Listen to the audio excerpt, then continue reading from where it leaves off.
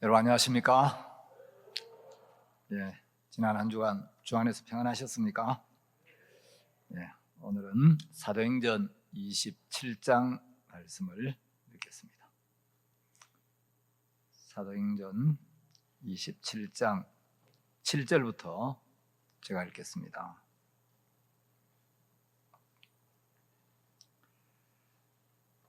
배가 더디가 여러 날 만에 간신히 니도 맞은편에 이르러 풍세가 더 허락지 아니하므로 살몬의 앞을 지나 그레데 해안을 의지하고 행선하여 간신히 그 연안을 지나 미항이라는 곳에 이르니 라세아 성에서 가깝더라.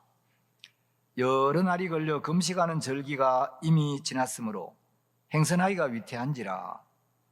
바울이 저희를 구원하여 말하되 여러분이여 내가 보니 이번 행선이 하물과 배만 아니라 우리 생명에도 타격과 많은 손해가 있으리라 하되 백부장이 선장과 선조의 말을 바울의 말보다 더 믿더라.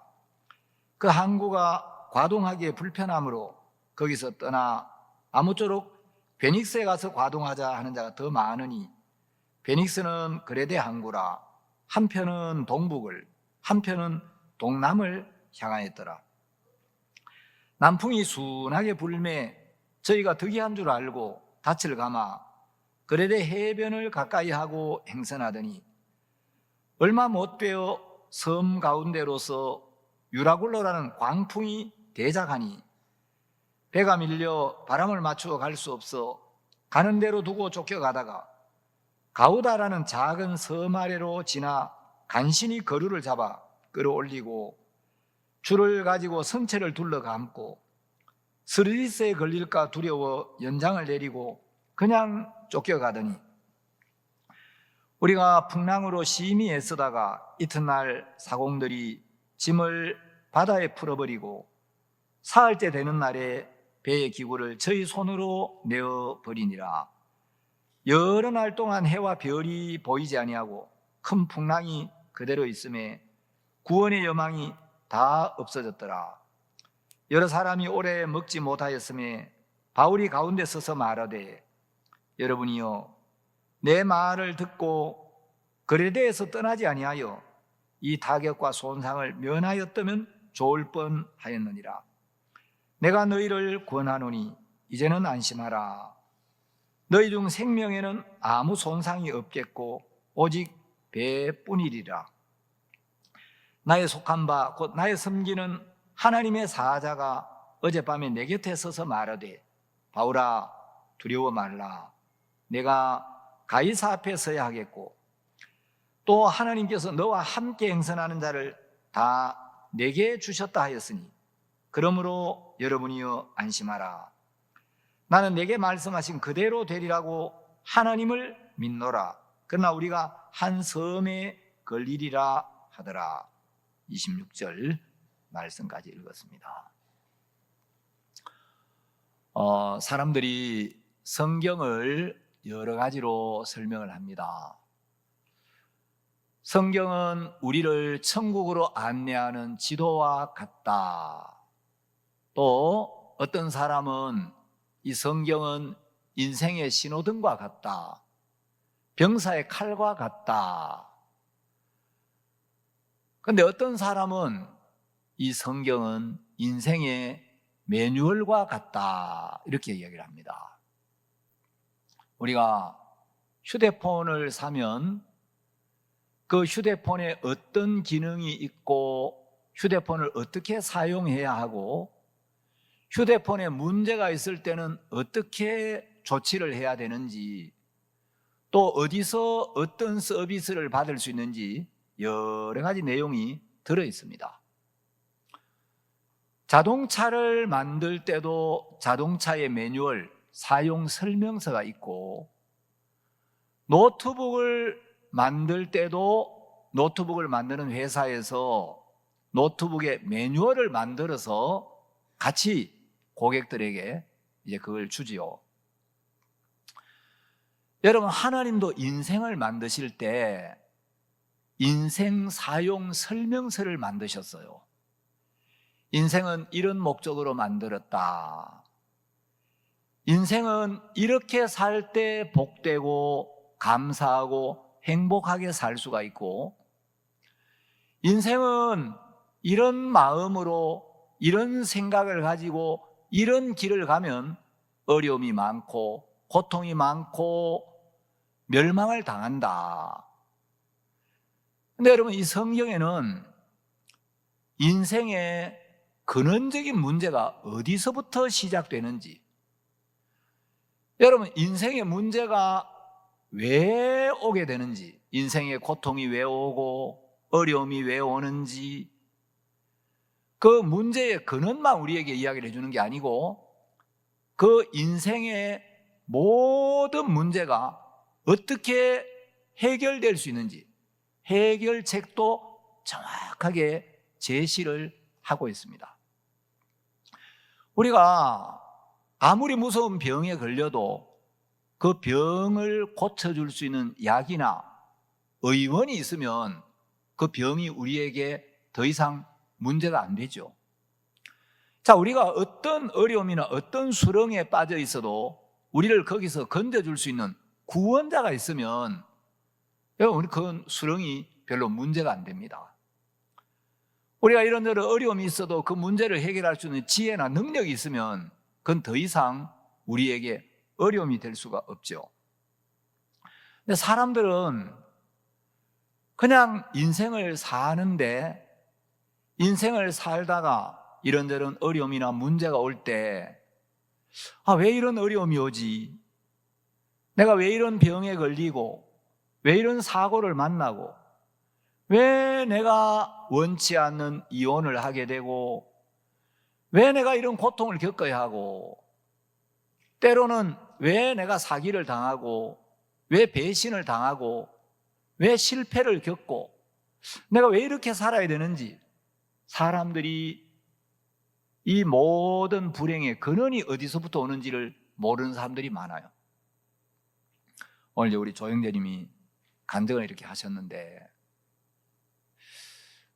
제 아내도 이제 암이 이렇게 와서 항암, 수술, 방사선 치료를 다 끝내고 이제 광주에 계시는 우리 전홍준 박사님을 이제 찾아가서 이제 이 모든 치료 후에 어떻게 건강 관리를 해야 되는지 이제 병원에 갔습니다. 저도 이제 같이 갔는데, 여러분, 전홍준 박사님은 우리나라의 숨은 명의 50인 중에 한 분이에요. 그 프로필을 찾아보면 아주 이분은 이제 미국 의학, 독일 의학, 일본 의학, 여러 나라 의학을 공부하고, 제가 이제 가서 보니까 책도 굉장히 많고 설명을 쭉 듣는데, 이분은 끊임없이 연구하고 끊임없이 공부하는 의사구나, 그런 느낌을 많이 받았어요. 또 불교를 아주 깊이 이렇게 믿었던 분인데, 제가 전 박사님 간증을 한번 들었어요. 하여튼 이분이 전에 이제 그 다니던 불교의 큰 스님이 뭐라고 이야기하느냐 하면, 내가 성경을 5번을 읽었는데 이 성경은 읽을 때마다 눈물이 나서 눈물 없이는 성경을 그냥 읽을 수가 없더라. 그래서 성경을 읽을 때는 눈물 닦을 손수건을 얹어놓을 접시를 갖다 놓고 눈물을 흘려가면서 읽는다는 거예요. 여러분, 스님도 성경을 읽을 때 눈물 없이 읽을 수가 없다 그러는데, 우리 형제 자매들은 성경을 안 봐요. 가슴 아픈 일이죠. 근데 이제 큰 스님이 그렇게 이야기를 하시니까 이 전 박사님이, 도대체 성경이 어떤 책이기에 큰 스님이 성경을 읽을 때마다 눈물 없이는 읽을 수가 없다고 이야기를 하시나, 나도 성경을 한번 읽어보리라. 어느 날 우리 박 목사님 성경 세미나에 이분이 참석하게 됐어요. 하여튼 이분은 종교적으로도 굉장히 깊이 있게 이제 그 불교에 심취해 있었던 분이고, 또 이 막 사회 정의에 대해서도 굉장히 투철하고 그런 쪽으로 책도 많이 읽은 분이고, 이 제가 이제 직접 들은 건 아닌데 하여튼 옆에 분들이 이야기하는 의대를 수석 입학, 수석 졸업했다 그러더라고요. 해외에서 이제 공부도 많이 하시고, 우리나라 대체의학에 이제 아주 권위자잖아요. 책도 많이 쓰시고, 뭐 KBS, SBS 방송도 이제 많이 나오신 분인데, 집회를 참석하셨는데 박 목사님이 우리가 하나님의 은혜를 입으려면 자기를 비워야 합니다. 자기를 내려놓아야 합니다. 자기를 부인해야 합니다. 이런 말씀하시는데 이 장로님이 깜짝 놀란 거예요. 아니, 자기 마음을 비우고 자기를 낮추고 자기를 내려놓고 이런 이야기는 불교에서나 하는 이야기인 줄 알았는데, 세상에 기독교 목사님이 자기 마음을 내려놓아야 한다, 자기 마음을 낮추어야 한다, 자기를 비한다. 아니, 기독교 목사님이 이런 말씀하신단 말이야? 그래 마음이 확 열렸어요. 말씀을 들으면서 너무 은혜가 돼가지고 이분이 구원을 받으신 거예요. 아, 예수님이 이 세상에 오셔서 우리를 위하여 사시고 우리 죄를 짊어지고 십자가에 못 박혀 죽으시고 나를 위해 십자가에 피 흘려 주시고, 예수님이 흘리신 그 피로 내 모든 죄를 영원히 완벽하게 씻어서 내 영혼을 깨끗하게 하셨고, 내 죄가 영원히 없어졌구나. 그래서 하나님과 내가 하나가 되고 내가 하나님 앞에 언제든지 담대히 자유롭게 떳떳하게 아무 거리낌 없이 나아갈 수 있도록 하나님과 우리 사이에 가로막힌 죄의 담을 예수님이 다 무너뜨리셨구나. 그래서 그렇게 불교를 열심히 믿던 분이 이제 우리 교회 장로님이 되셨어요. 제가 이분 환자들 진료하는 모습을 이렇게 봤는데, 이분은 뭐 돈을 벌려고 의사를 하는 분이 아니에요. 진짜 그 환자의 병을 치료하는 여기에 목적을 두고 그 많은 시간 하루 종일 설명을 하시더라고요. 이 병은 이런 원인으로 생기고 또 이렇게 해야 치료가 되고. 제가 이제 설명을 들어보니까 믿음이 탁 가는 거예요. 아, 그렇구나. 근데 이제 무슨 이야기를 하시느냐면,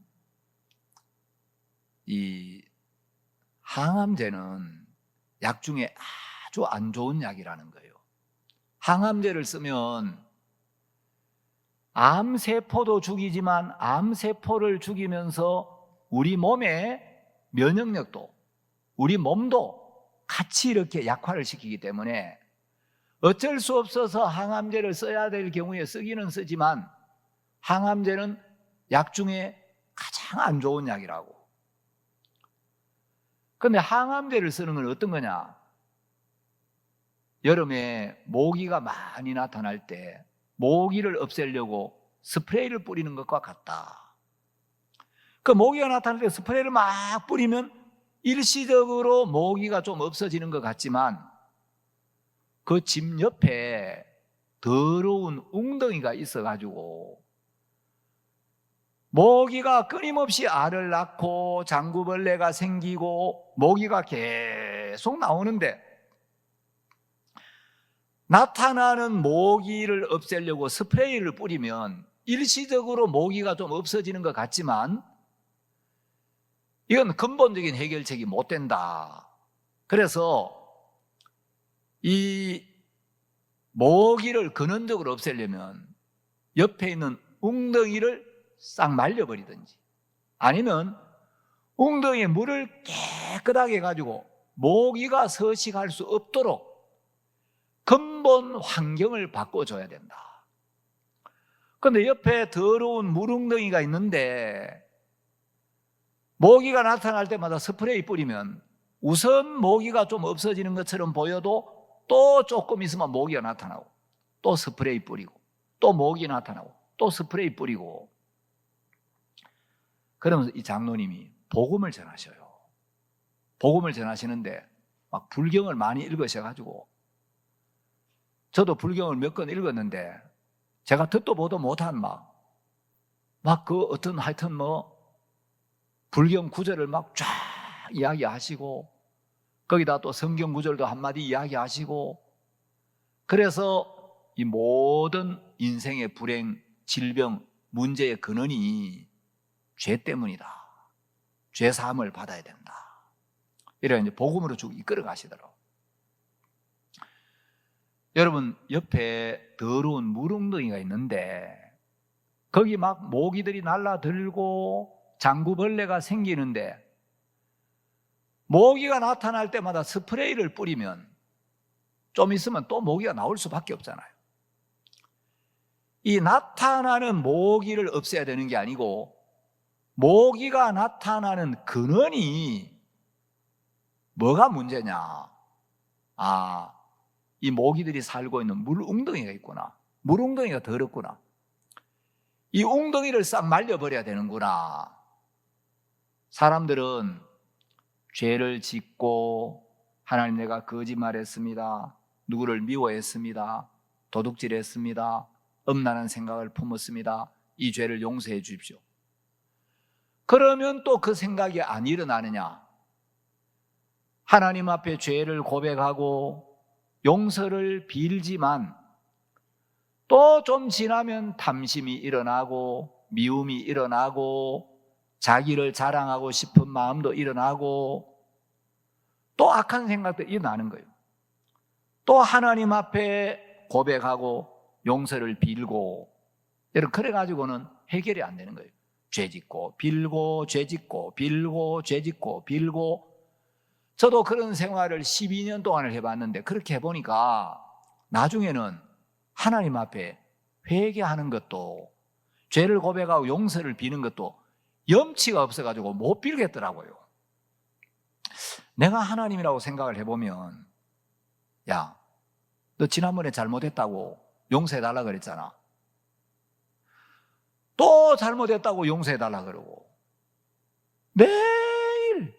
매주 예배 올 때마다 하나님 아버지 지난 한 주간 또 이런 죄를 짓고 저런 죄를 짓고 이런 잘못을 하고 저런 잘못을 했는데 용서해 주십시오. 네가 지금 장난치냐?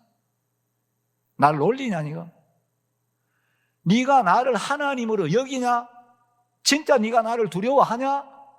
그러면서 하나님이 나를 좀 불편해 하실 것 같은 거예요. 그래서 비는 것도 낯짝이 없어가지고 좀 비는 게 부담스러워지더라고요. 그렇다고 죄를 사함받지 않을 수는 없고. 옛날에 어떤 형제가 한 사람 구원을 받았어요.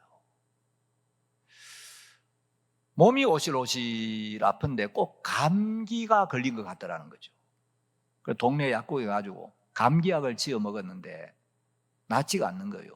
계속 몸이 아프고 좀 있으니까 뼈마디가 막 쑤시는데 지독한 감기 몸살인가? 이 막 뼈마디까지 이렇게 아프지? 그래서 병원에 가서 약을 사 먹었는데 진료를 받았는데 이게 단순한 감기가 아니고 관절염으로 의심이 된다. 그래 병원에 가서 정확한 검사를 해봐라.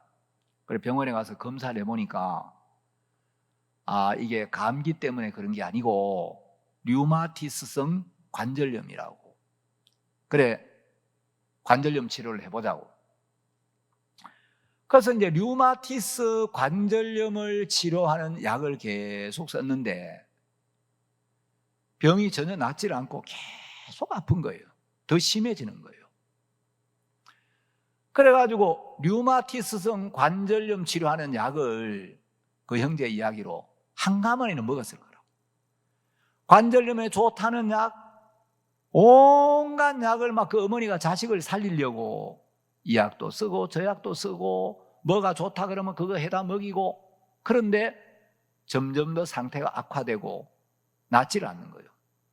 이제는 막 뼈마디가 녹아내리고 너무 고통스럽고, 병석에 누워서, 여러분 옛날에 보면, 요즘은 이제 그런 사람은 길바닥에 막 무릎에다가 이렇게 고무 그 안대 같은 걸 대고 그 물건 같은 거 막 팔려고 이렇게 뭐 판때기를 밀고 다니면서 막 두 무릎으로 기어 다니면서 그 찬송 틀어놓고 이제 물건 파는 그런 사람도 있었죠. 주로 어떤 노래를 틀었냐면, 세상에서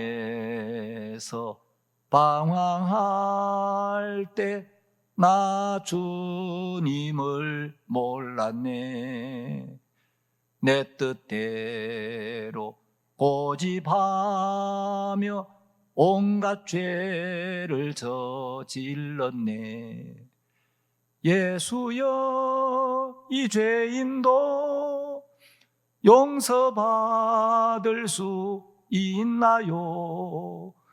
벌레만도 못한 내가 용서받을 수 있나요? 그 노래를 틀어주면서 막 사람들의 마음을 막 움직여가지고, 노래 칠 것까지, 박수 칠 것까지는 없고, 그래가지고 막 판때기에다 물건을 싣고 다니면서 참 사람들 마음을 막 때려가지고 물건을 좀 사달라고 병실에 누워 있는데, 야, 내가 이제 병신이 되면 젖짝이 나겠구나. 나도 막 무릎에 고무 안대 같은 걸 대고 판때기 밀고 다니면서 먹고 살려고 길바닥에 다니면서 내 신세가 저래야 되구나. 너무 비참하고 기가 막히더라는 거죠. 몸은 아파 죽겠고 낫지는 않고. 어느 날 여수 애양원에 입원을 해 있었는데, 그 이제 나환자들을 치료하는 데잖아요. 하루는 미국에서 아주 실력 있는 유명한 의사가 특진을 하러 온대요. 그 특진을 받아보겠느냐? 받아보겠다고. 그래서 이제 이 의사가 그동안 진료했던 진료 차트를 쭉 검토를 해보더니, 이거 류마티스성 관절염이 아니고 결핵성 관절염으로 의심이 되니까 엑스레이를 찍어보라 그래. 그래, 영재는 다리가 막 무릎이 아파가지고 무릎 관절 때문에 아파 죽겠는데 흉부 엑스레이를 찍어보라 하더라는 거예요. 아니, 가슴은 전혀 아프지 않은데 나는 무릎이 아프고 막 무릎 관절이 지금 아파가 죽을 지경인데 흉부 엑스레이를 왜 찍지? 이해가 안 가는데, 진짜 이 실력 있는 의사가 이해가 안 가는 이야기를 해도 지금까지 치료해서 안 나았으니까 이해가 안 가지만 내 생각을 내려놓고 한번 따라보자. 그래서 흉부 엑스레이를 딱 찍어보니까 류마티스성 관절염이 아니고 결핵성 관절염인 거예요. 그래서 이제 이 흉부에 결핵균이 침투해가, 이 결핵균이 관절로 침투를 해서 관절이 그렇게 아팠던 거예요. 그래서 이제 결핵성 관절염인 걸 정확하게 딱 이제 발견해서 결핵약을 쓰니까 깨끗하게 나아버린 거예요. 여러분, 이 인생에도 이런저런 문제들이 있는데 병을 진단을 정확하게 못하면 엉뚱한 약을 쓰게 되고 치료 방법을 엉뚱한 방법을 쓰는 거예요. 그러면 고생은 고생대로 하고 시간은 시간대로 들고 돈은 돈대로 쓰고 병은 안 낫는 거예요. 자, 우리 인생에도 이런저런 어려움이나 문제들이 옵니다. 그런데 사람들은 인생에 어려움이 오고 문제가 오면 그 문제 속에 빠져버리고 그 문제를 보고 절망하고 근심하고 염려하고 그 문제를 해결하려고 그 문제와 싸우고 있지, 근본적으로 이 문제가 어디서 오는지, 왜 나에게 이런 어려움이 오는지, 왜 내게 이런 문제가 오는지 근원을 잘 모르는 거예요. 자, 여기를 잡으시고 이사야 47장 10절을 보겠습니다. 이사야서 47장 10절입니다.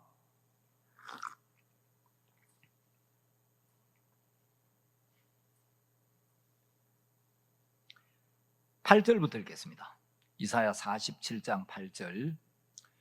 그러므로 사치하고 평안히 지내며 마음에 이르기를 나뿐이라 나 외에 다른 이가 없도다.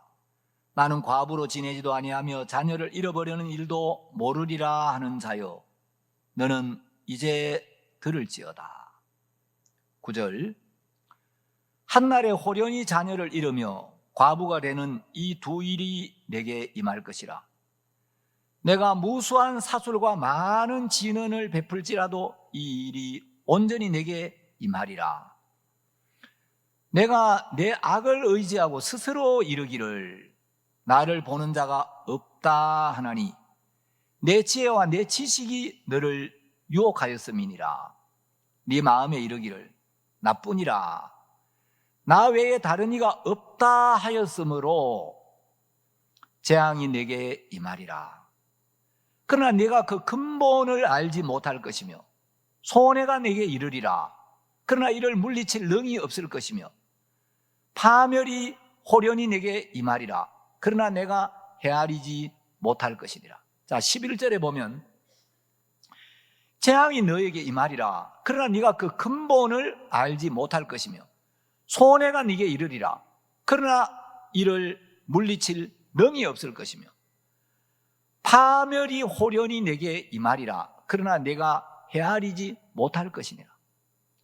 자, 사람들은 재앙이 오고 손해가 오고 파멸이 올 때 이거 해결하려고 이것만 없애려고 애를 쓰지, 재앙이 임할 때 네가 그 근본을 알지 못할 것이며, 여러분, 재앙을 없애려고 애를 써야 되는 게 아니고 왜 이런 재앙이 오는지를 알아야 되는 거예요. 모기를 없애려고 애를 써야 되는 게 아니고 이 모기가 어디서 생기지? 뭐 때문에 이렇게 모기가 많이 나타나지? 아, 모기가 우리 집 옆에 있는 더러운 물웅덩이가 있기 때문에 모기가 이렇게 많이 생기는구나. 스프레이를 뿌려야 되는 게 아니고 우리 집 옆에 있는 더러운 물웅덩이를 깨끗이 말려버리면 되겠구나. 여러분, 근본이 해결이 돼야 된다는 거죠.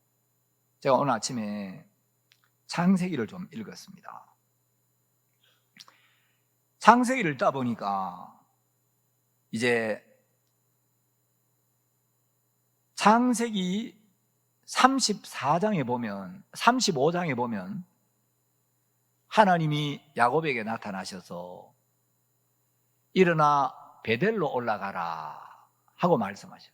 베델로 올라가서 거기 거하며 네가 네 형 에서의 낯을 피하여 도망하던 때에 네게 나타났던 하나님께 거기서 단을 쌓으라.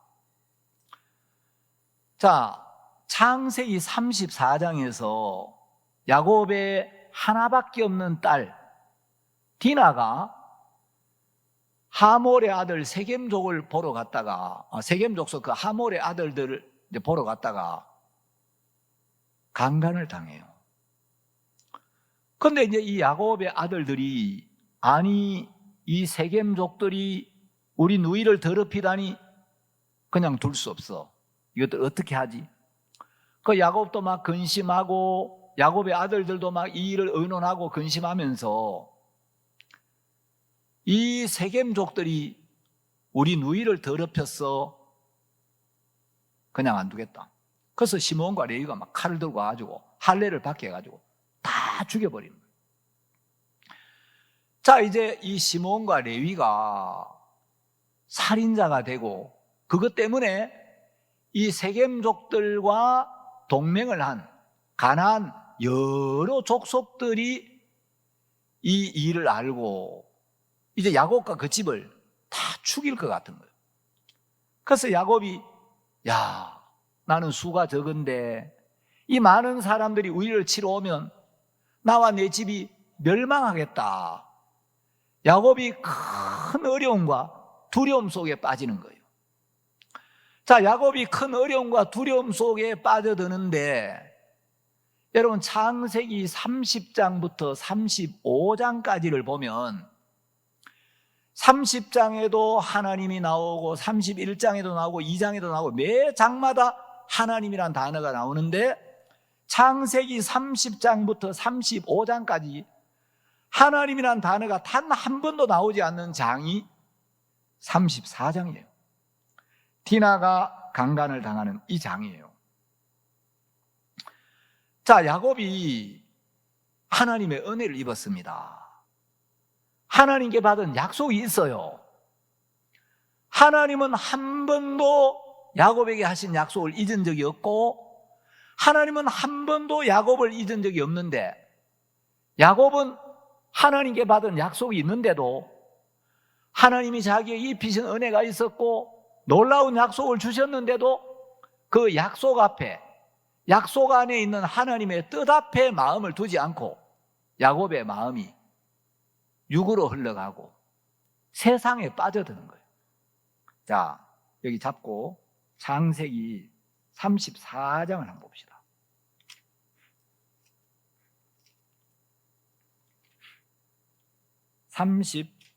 (33장입니다)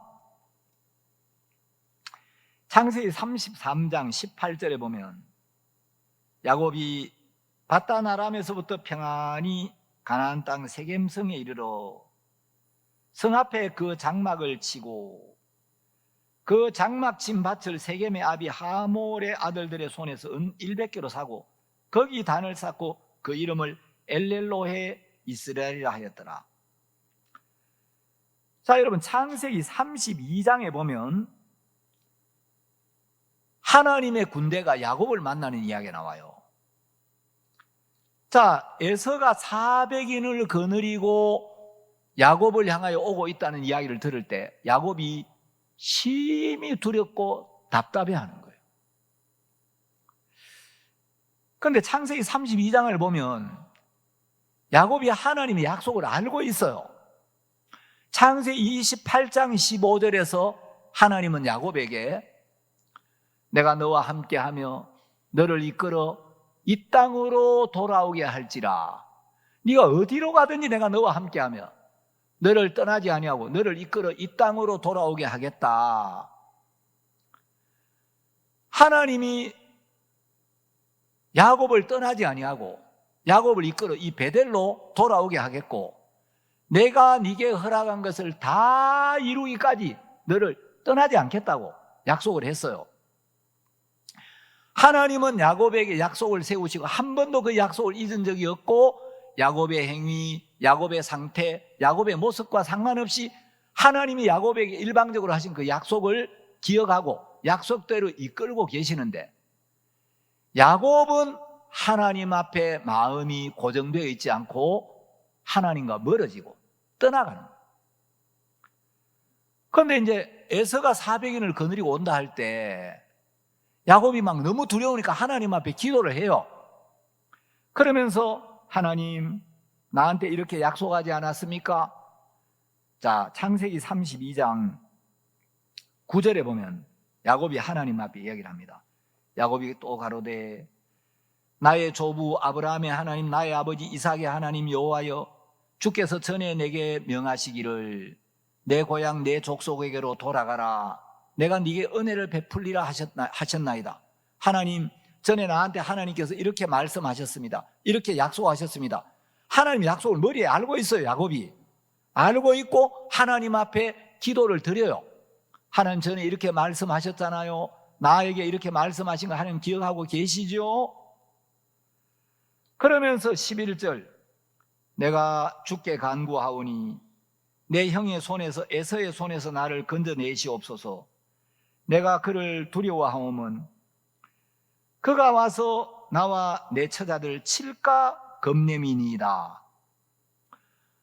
하나님이 야곱이 어디로 가든지 내가 너와 함께하며 너를 지키며 너를 떠나지 아니하고 내가 네게 허락한 것을 다 이루기까지 너를 떠나지 않는다. 자, 창세기 28장 15절 봅시다. 내가 너와 함께 있어 네가 어디로 가든지 너를 지키며 너를 이끌어 이 땅으로 돌아오게 할지라. 내가 네게 허락한 것을 다 이루기까지 너를 떠나지 아니하리라 하신지라. 자, 야곱에게 하나님이 약속을 하셨고, 창세기 32장 이제 2장에서 야곱은 이 약속을 기억하고 있습니다. 그리고 하나님 앞에 하나님 저한테 이렇게 약속하셨잖아요. 그런데 지금 에서가 400인을 거느려 온다니까 내가 너무 두렵고 답답하고 겁납니다. 하나님 나를 도와주세요. 야곱이 하나님의 약속을 알고 있는데 머릿속에 기억을 하고 있지만 마음에 이 약속을 믿는 믿음은 없는 거예요. 자, 창세기 28장 15절에서 네가 어디로 가든지 내가 너와 함께하며 너를 지키며, 야곱이 어디로 가든지 하나님이 함께 하시고 야곱을 지키겠다. 이 하나님을 믿는 믿음이 분명하면 에서가 400인을 거느리고 오든지 4,000인을 거느리고 오든지 두려워할 게 뭐가 있냐? 하나님 나를 지키는데. 그리고 창세기 32장 1절 2절에서 하나님이 야곱을 떠나지 아니하셨고 야곱을 지키고 있다는 걸 하나님이 야곱에게 분명히 보여주셨어요. 하나님의 군대, 마하나임이죠. 하나님의 군대가 야곱을 만난 거예요. 아, 내가 가는 길에 하나님의 군대가 나를 지키고 있구나. 하나님의 군대가 나와 함께하면 누가 나를 해칠 수가 있나? 하나님의 군대가 나와 함께하는데 에서가 400인을 거느리고 오는 게 뭐가 문제가 되겠나? 하나님의 군대가 함께하는 걸 보여줬는데도 약속도 있고 하나님의 군대가 함께 하시는 걸 보여주는데 그걸 보고도 야곱의 마음에는 믿음이 없어가지고, 자 11절 이렇게 이야기하죠. 내가 주께 간구하오니 내 형의 손에서 에서의 손에서 나를 건져 내시옵소서. 내가 그를 두려워하오면 그가 와서 나와 내 처자들을 칠까 겁내미니이다. 약속이 있는데 하나님의 군대가 함께하는 걸 보여줬는데 에서가 400인을 거느리고 온다는 그 이야기를 듣고 두려워하고 겁내고 있는 거예요. 약속을 알고 있지만 마음에는 믿음이 없는 거예요. 머릿속에 말씀을 알고만 있지 그 말씀이 마음에 세워져 있질 않은 거죠. 자 12절 주께서 말씀하시기를 내가 정녕 네게 은혜를 베풀어 네 씨로 바다에 셀 수 없는 모래와 같이 많게 하리라 하셨나이다. 자 여러분, 주님이 하신 말씀을 야곱이 알고 있어요. 그럼 네 씨로 바다의 모래처럼 많게 하겠다 그러면 야곱이 죽을 수가 없죠. 그 약속을 알고 있는데 머릿속에 알고 있지 마음에 믿음이 안 돼 있으니까 야곱이 두려워하는 거예요. 자 이제 야곱이 창세기 33장에 와서 세겜의 마음이 머물게 됩니다. 이제 에서의 문제도 지나가고 세겜에 오니까 살기가 너무 좋은 거예요. 어려움이 올 때는 야곱이 막 하나님을 붙들고 하나님을 구하고 하나님 앞에 나갔는데 어려운 문제가 싹 지나고 나니까 야곱이 세겜의 마음이 머무는 거예요. 자, 하나님은 야곱을 베델로 이끌겠다고 했기 때문에 야곱의 마음이 항상 베델을 향하고 있어야 되는데 어려움이 딱 지나고 나니까 하나님 고마웠습니다. 나를 건져주셔서 감사한데 하나님 가끔 한 번씩 뵙겠습니다. 그럼 다음에 또 뵙죠. 하나님을 떠나 살 수 없는데 하나님을 의지하고 하나님의 인도를 받아야 되는데 어려울 때는 아이고 하나님 하다가 그 문제 딱 지나고 나니까 야곱이 마음이 말씀 앞에 베델 앞에 약속 앞에 있지 않고 세겜으로 흘러가 버리는 거예요. 야곱이 세겜에 밭을 삽니다. 여러분 집이나 밭을 산다는 건 마음의 뿌리를 거기 내린다는 거죠. 거기 살려고 마음의 틀을 거기로 잡았다는 거죠. 만일 거기 지나갈 것 같으면 밭을 살 필요가 없죠. 자, 그런데 야곱이 볼 때, 야, 세겜 너무 좋다. 땅도 평평하고 물도 많고 목축하기도 좋고 날씨도 시원하고 너무 좋은데, 야곱이 보기에 좋아 보여도 하나님의 뜻은 야곱이 베델로 오는 거였어요. 창세기 28장 15절에서 분명히 내가 너를 이끌어 이 땅으로 돌아오게 할지라. 야곱의 마음에 하나님의 뜻, 하나님의 약속을 향하고 있어야 되는데 하나님의 약속보다도 인간적으로 좋은 형편의 뿌리를 내리는 거예요. 그러니까 이제 자기가 볼 때는 너무 좋은 곳인데 여기 머물면 좋겠다 싶은데 34장에서 디나 사건이 툭 터지는 거예요. 야곱의 생애 속에 너무 괴로운 일이, 너무 어려운 일이 왔죠. 여러분, 아까도 말씀드린 것처럼 창세기 30장부터 35장까지 하나님이란 단어가 한 번도 나타나지 않는 장이 34장이에요. 이건 뭘 이야기하냐? 야곱의 마음이 세겜에 머물고 하나님과 점점 멀어져서 야곱의 마음에서 하나님이 다 사라져 버린 거예요. 야곱의 마음에서 하나님이 없어져 버린 거예요. 자, 자기가 볼 때, 자기 육이 볼 때 좋은 곳으로 향하고 거기 마음의 뿌리를 내렸는데 하나님은 야곱아, 너 세겜의 마음의 뿌리를 내리면 안 돼. 내가 너에게 한 약속 기억하지? 너는 베델로 가야 돼. 내가 너를 베델로 이끌겠다고 했잖아. 너 지금 내 뜻과 내 마음과 다른 곳에 마음이 가 있어. 그런데 하나님이 사라져버리니까 34장에서 큰 어려움이 오는데 야곱의 마음에 하나님이 없어져 버리기 때문에 어려움이 오는데 야곱이 하나님의 보호나 하나님의 지키심이나 하나님의 돌보심을 받을 수가 없는 거예요.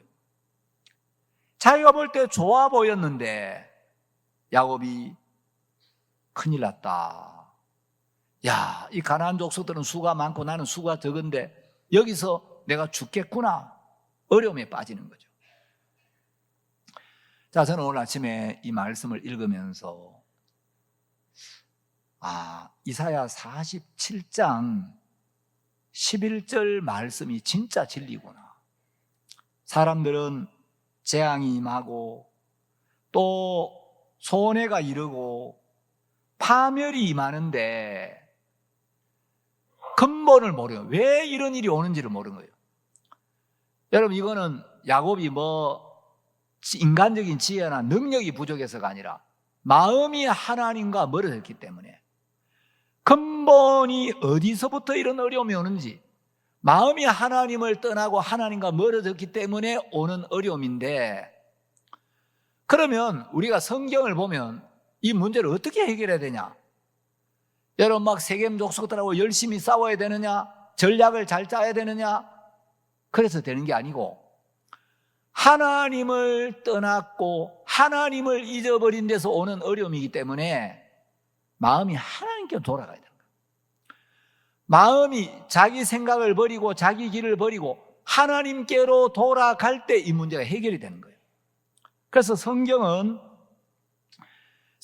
읽어보면 인생의 고통, 인생의 어려움, 인생의 불행, 이 모든 문제들이 어디서부터 오느냐면 인생들이 하나님을 떠났기 때문에, 하나님의 뜻에서 벗어났기 때문에, 하나님의 약속을 떠나 있기 때문에 오는데, 사람들은 어려움이 올 때 그 문제를 해결하려고 그 문제 속에 빠지고 그 문제와 싸우고 그 문제 해결하는 데만 집착이 돼 있지, 하나님 없이 하나님을 떠나 내 자신을 믿고 내 육의 욕망, 내 생각을 따라갔기 때문에 이런 재앙이 오고 이런 손해가 이르고 이런 파멸이 오게 되었구나.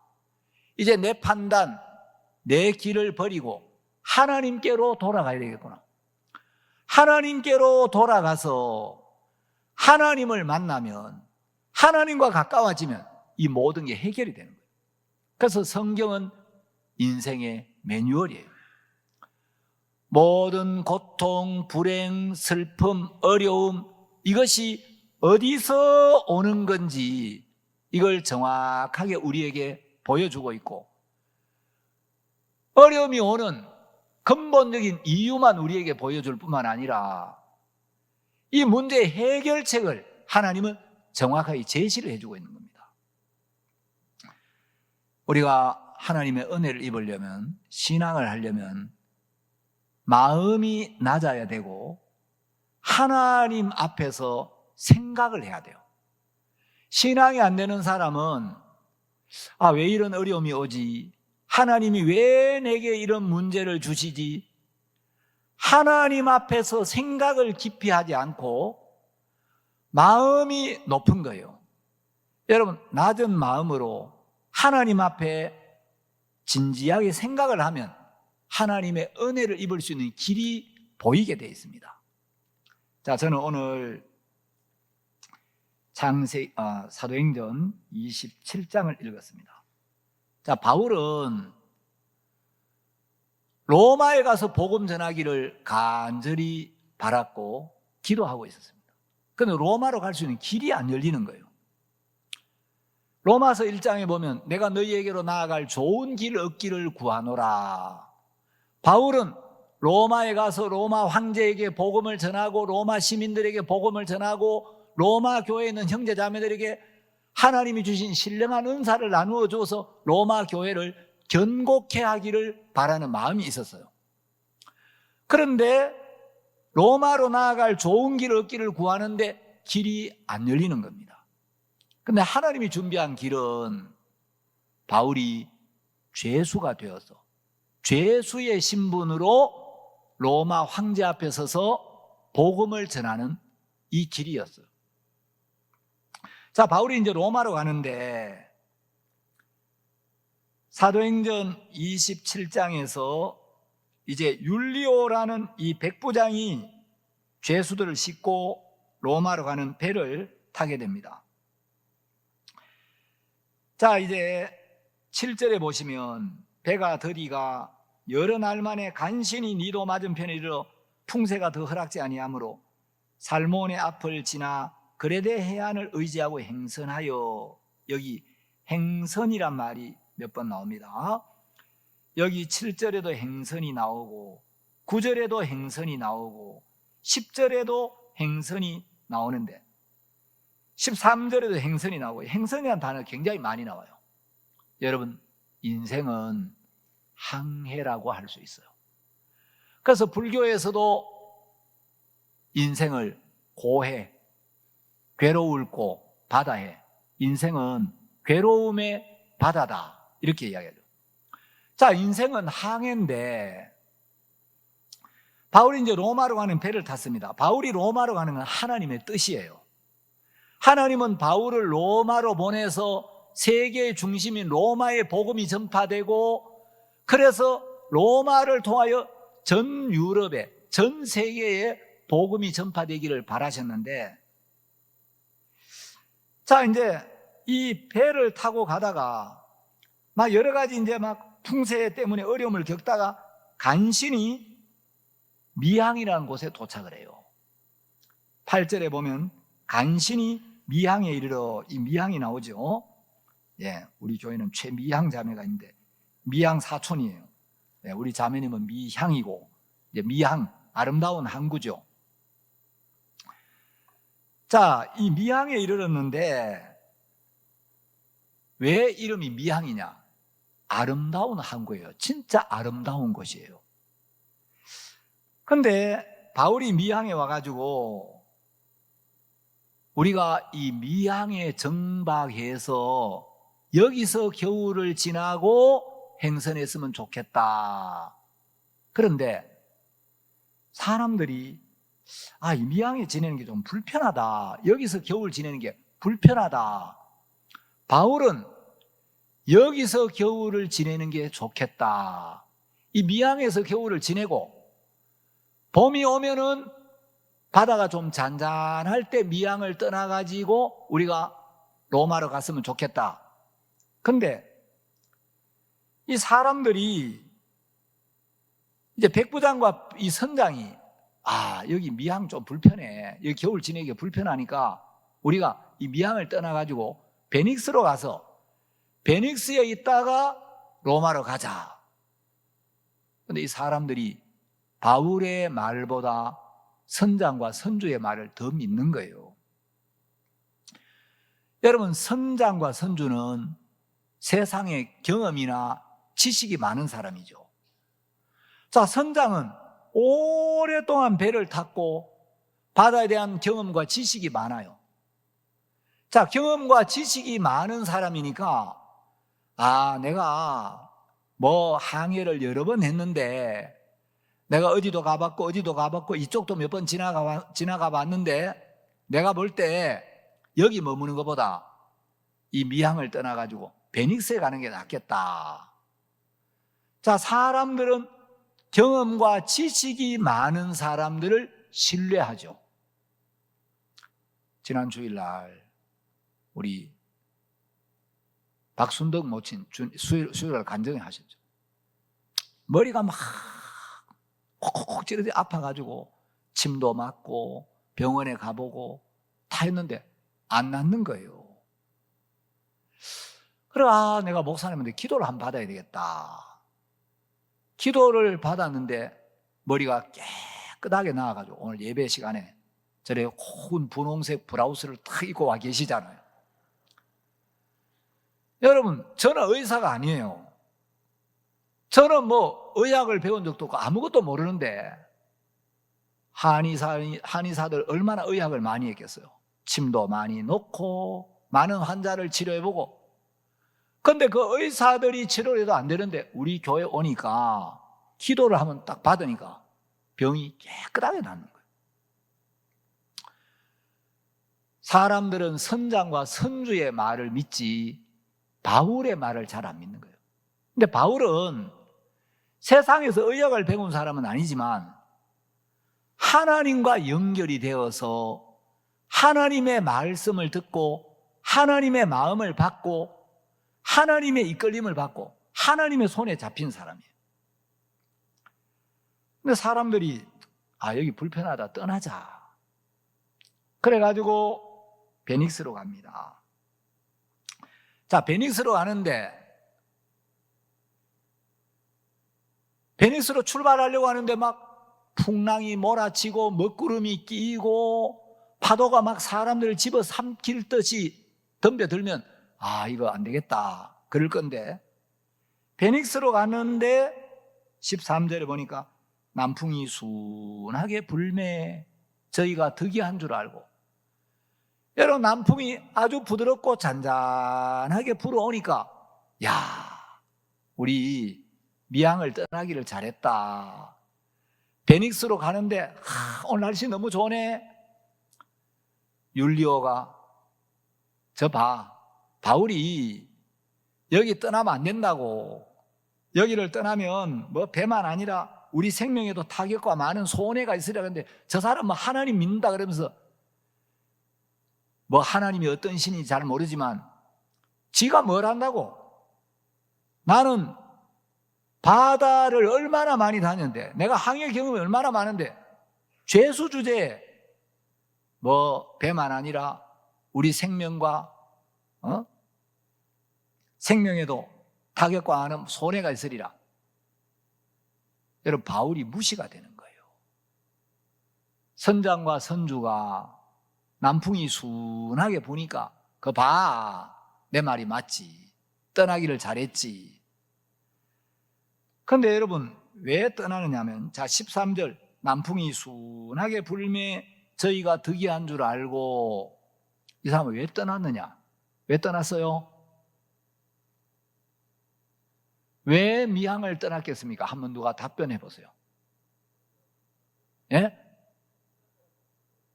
선장과 선주의 말을 더 믿었기 때문에. 맞아요. 또 왜 이 사람들이 남풍이 순하게 부니까 저희가 덕이한 줄 알고 율리오가 봐, 내 판단이 옳았지, 내 판단을 따라 떠나기를 잘했지. 왜 떠났냐면 지금 13절인데 14절이 안 보여서 그런 거예요. 왜 떠났냐? 14절이 안 보이니까 떠난 거라. 13절은 남풍이 순하게 불었어요. 근데 14절에 뭐라고 되어 있냐? 얼마 못되어 섬 가운데로서 유라굴로라는 광풍이 대작하니. 여러분 14절을 봤더라면 떠났겠습니까? 안 떠났겠습니까? 안 떠났죠. 얼마 못되어 유라굴로라는 광풍이 대작하니, 막 미친 바람이 크게 일어나가지고 이 사람들이 막 선체를 둘러 감고 연장을 내리고 풍랑으로 막 죽을 고생하고 짐을 바다에 다 풀어버리고 배에 있는 기구를 다 버리고 여러 날 동안 해와 별이 보이지 아니하고 구원의 여망이 다 없어진 거예요. 구원의 여망이 다 없어지니까 이 배 안에 있는 모든 사람들이 아, 우리 이렇게 죽는구나, 여기서 끝나는구나. 그래서 얼마 못 되어 유라굴로가 일어나는 거예요. 자, 이 유라굴로가 왜 일어나야 하느냐? 유라굴로가 일어나야 바울의 말보다 선장과 선주의 말을 더 믿었던, 그들 자신을 믿었던 이것이 깨어지고 버려지는 거죠. 자, 이제 로마로 가는 이 바울 일행이 배를 타고 고생하다가 미항에 이르는데, 여러분 이 미항은 교회를 가리켜요. 미항은 너무 아름다운 항구예요. 시편 133편에 보면 형제가 연합하여 동거함이 어찌 그리 아름다운고. 여러분 진짜 아름다운 것이 이 미항 교회예요. 여러분 막 항해하면서 고생하다가 미항에 와가지고 여기서 쉬면서 봄이 오면 출항할 준비를 하고 그래서 편안하게 겨울을 지나면 되는데, 이 사람들이 미항에 있으면서 자기 생각이 자꾸 들어오는 거예요. 그래서 미항에 있는 게 불편하다.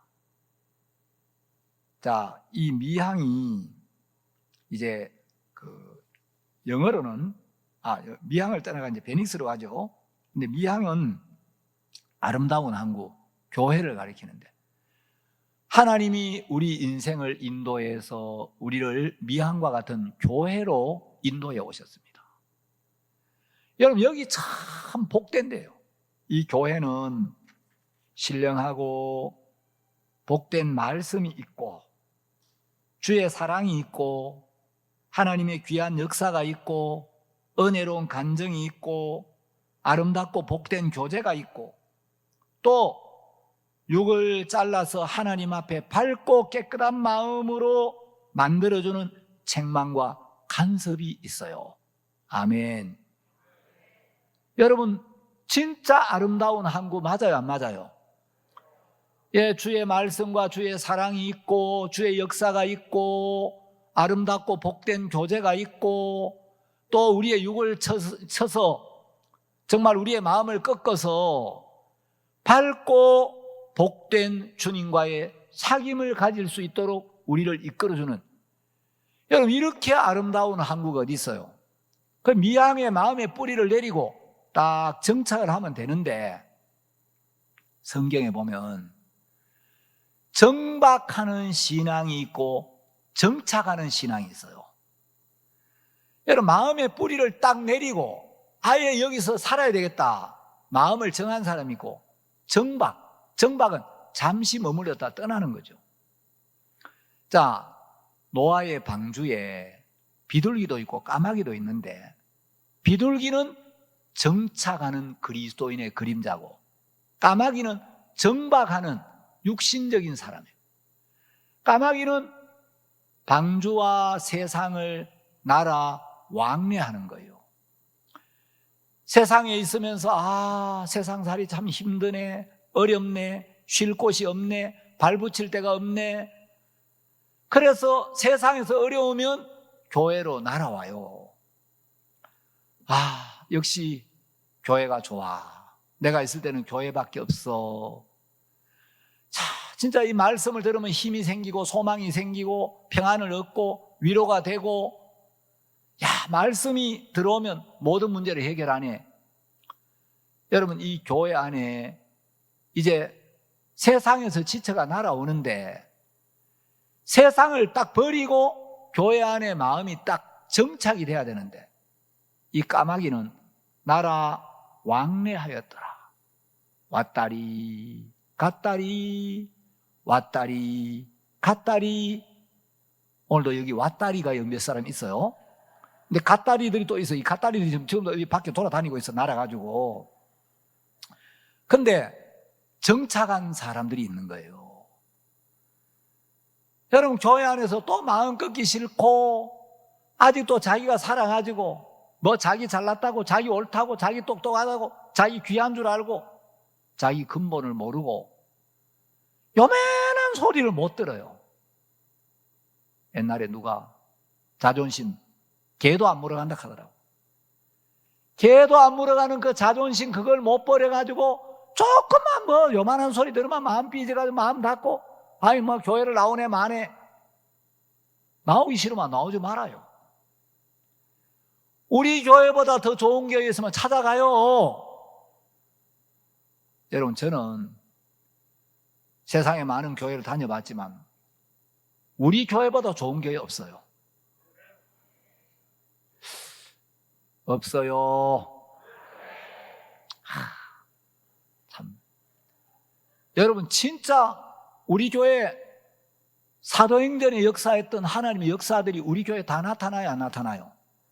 뭐 박 목사님을 통해 나타난 역사는 뭐 말할 것도 없고, 저 같은 사람도 안수 기도를 하니까 병이 낫고, 복음 전하니까 구원을 받고, 여러분 뭐 폐쇄 공포증도 낫고, 또 무슨 공황장애도 낫고.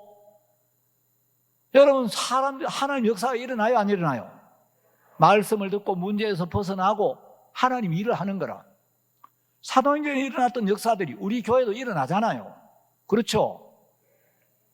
자, 그런데 이렇게 좋은 교회인데, 이 미항은 진짜 아름다운데 12절을 보면 그 항구가 과동하기에 불편함으로 거기서 떠나 아무쪼록 베닉스에 가서 과동하자 하는 자가 더 많으니.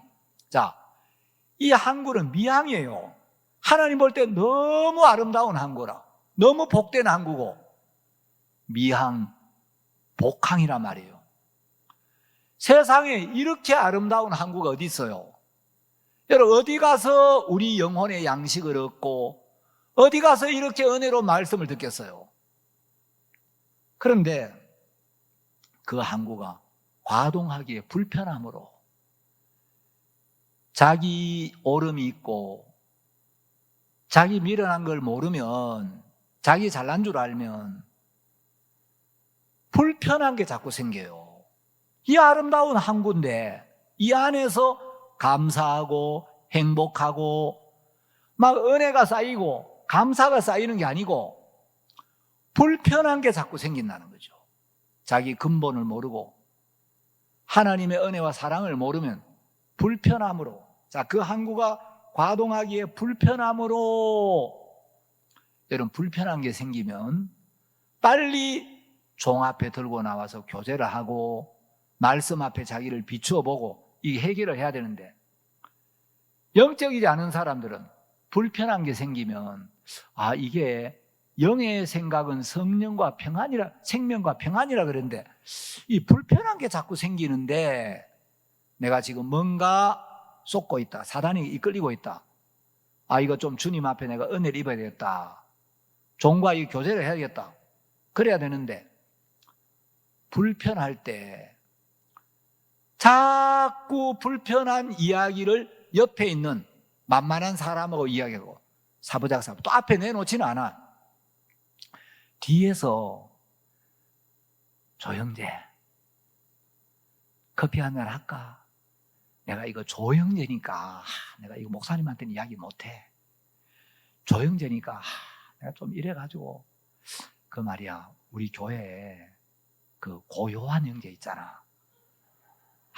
고형제 보면은 이래서 마음에 안 들고 저래서 마음에 안 들고 우리 이한교 목사님도 통 마음에 안 들어. 다음 사역자 이동 언제 하지? 이러면서 불편한 걸 자꾸 키우는 거예요. 우리 마음에 내 영혼을 위해서 제해야 될 게 있고 키워야 될 게 있어요. 주의 마음은 키우고 육은 제해야 되는데 불편한 게 자꾸 커져가는 거예요. 자, 불편한 게 자꾸 커지면 어떻게 되겠어요? 불편한 게 자꾸 자라면 어떻게 돼요? 예? 시험 들기는 그 성경에 나와 있잖아요. 헤헤 참. 불편함으로 그 다음 뭐라고 돼 있어요? 거기서 떠나. 불편한 것들이 자꾸 자라고 커지면 거기서 떠나로 가는 거예요. 이게 말씀이 딱 맞아요.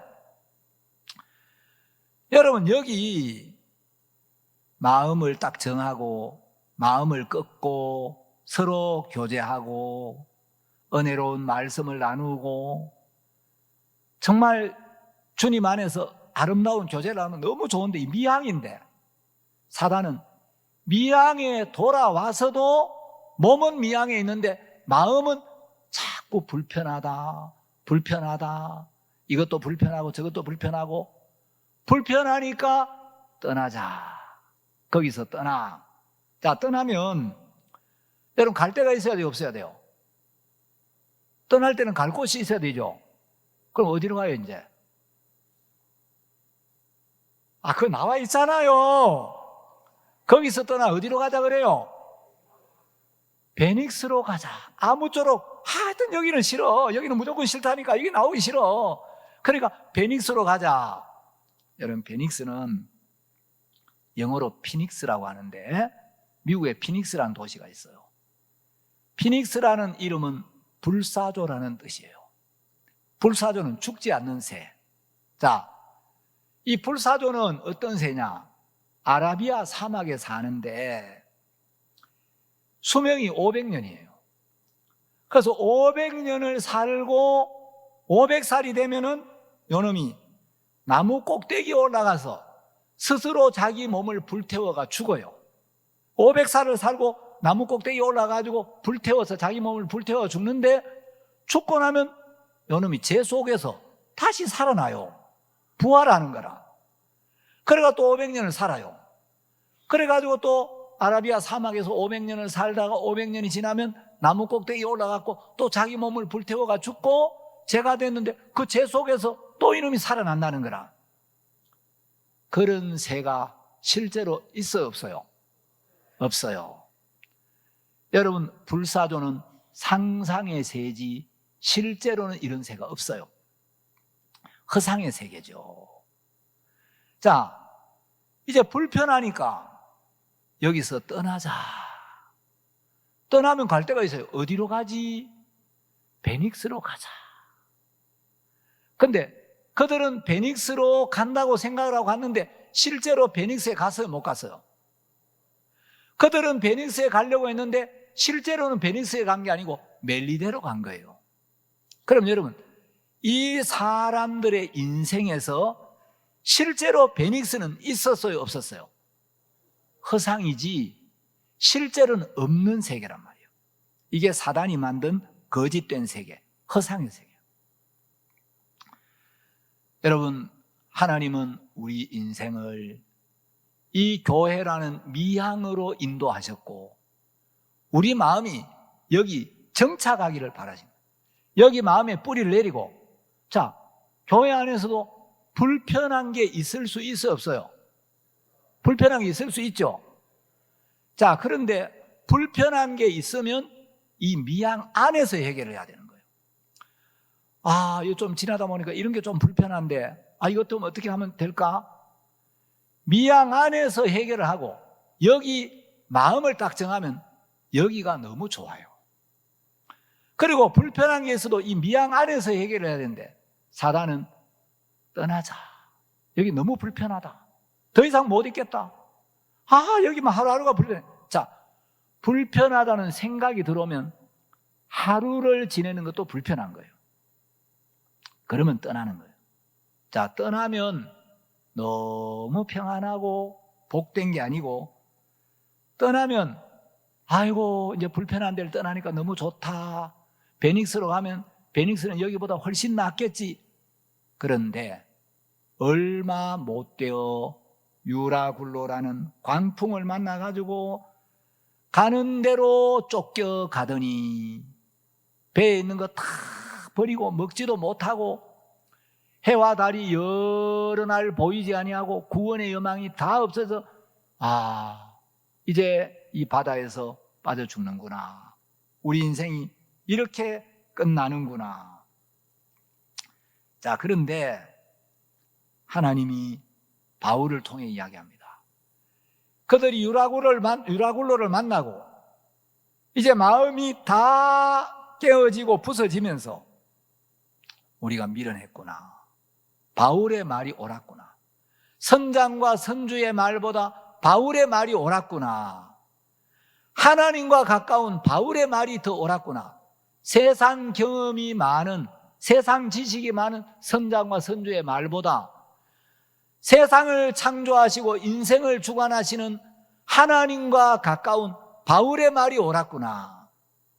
그래서 그들이 다 이제 마음이 비워지고 자기를 신뢰했던 마음이 다 버려졌을 때 바울이 21절에 보면 여러분이요 내 말을 듣고 그에 대해서 떠나지 아니하여 이 타격과 손상을 면하였다면 좋을 뻔하였느니라. 자, 여러분 불편함으로 여기서 떠나 그 마음에 이끌려갈 때는 바울의 말이 들려요 안 들려요? 바울이 말을 안 한 게 아니에요. 여러분이요 이번 항해는 이번 행선에는 하물과 배만 아니라 우리 생명에도 타격과 하는 손해가 있으리라. 그래서 여기 미항에 머무는 게 좋아. 미항에서 겨울을 지나는 게 좋겠다. 근데 바울이 이야기를 해도 선장과 선주의 말을 더 믿으니까 자기를 믿는 마음이 꽉 차 있으니까 귀로는 듣는데 마음으로는 바울의 말이 들리지가 않는 거예요. 자, 이제 어려움을 겪으면서 유라굴로를 만나면서 죽을 고생을 하면서 아, 우리가 어리석었구나. 바울의 말을 듣고 떠나지 아니하였다면 이 고생 안 할 걸. 우리가 바울의 말을 무시하고 우리 자신을 더 믿었기 때문에 이런 어려움, 이런 고생을 겪는구나. 그래서 그들의 어리석음을, 미련함을 깨닫고 그들 자신을 믿는 마음이 버려지고 마음이 낮아지고 비워졌을 때 하나님이 다시 말씀하십니다. 여러분 똑같이 말씀을 들어도 자기를 믿는 마음이 버려지지 않고 말씀을 들을 때가 있고 자기를 믿는 마음이 비워지고 낮아져서 말씀이 마음에 들어올 때가 있어요. 자기를 믿는 마음이 마음에 서 있으면 귀로 듣고 머리로 알지만 마음에서 자기를 믿는 마음이 무너지고 버려지면 말씀이 마음에 들어오는 거예요. 그러면서 바울이 22절에 내가 너희를 권하노니 이제는 안심하라. 너희 중 생명에는 아무 손상이 없고 오직 배뿐이리라. 자, 하나님의 말씀이 마음에 임하면 하나님의 말씀은 우리 마음에 두려움을 쫓아내고 염려를 쫓아내고 이 말씀이 우리 마음에 평안을 주는 거예요. 하나님의 말씀은 안심하라. 이제는 안심하라. 자, 25절에도 그러므로 여러분이여 안심하라. 나는 내게 말씀하신 그대로 되리라고 하나님을 믿노라. 여러분, 우리 인생들은 유라굴로를 이길 수가 없습니다. 야곱도 하나님의 약속 앞에 마음을 두고 있지 않고 하나님의 약속을 떠나 자기 보기에 좋은 생각을 따라 세겜에 머물렀을 때 디나 사건과 같은 큰 어려움을 만나죠. 다른 유라굴로죠. 근데 정말 내가 미련했구나. 하나님이 나타나서 다시 약속을 기억하게 하고 우상을 버리게 하고 하나님께로 마음을 향했을 때 하나님이 사면 고울들로 두렵게 해서 야곱을 추격하는 사람들이 아무도 없었더라. 우리 자신이 비워지고 말씀이 마음에 들어오니까 하나님이 이제는 안심하라, 평안을 주시더라는 거죠. 여러분이 이 교회 안에 마음을 정하고 여러분 마음에 불편한 게 있으면 여러분의 방법으로 해결하지 말고 불편한 게 있어도 미양 안에서 해결해야 돼요. 이 교회 안에는 주님이 계시고 주님이 세우신 종들이 있고 교제가 있고 내놓고 교제하면 다 해결이 되도록 되어 있습니다. 그래서 하나님이 우리에게 주신 이 아름다운 항구, 이 미양과 같은 교회 안에서 여러분이 주의 은혜를 잊고 말씀으로 정말 여러분 마음에 기쁨을 얻고 감사가 쌓이고 은혜가 쌓여서 주님 오시는 그날까지 복된 삶을 사시는 여러분이 되시면 좋겠습니다. 오늘 말씀은 여기까지 드리도록 하겠습니다.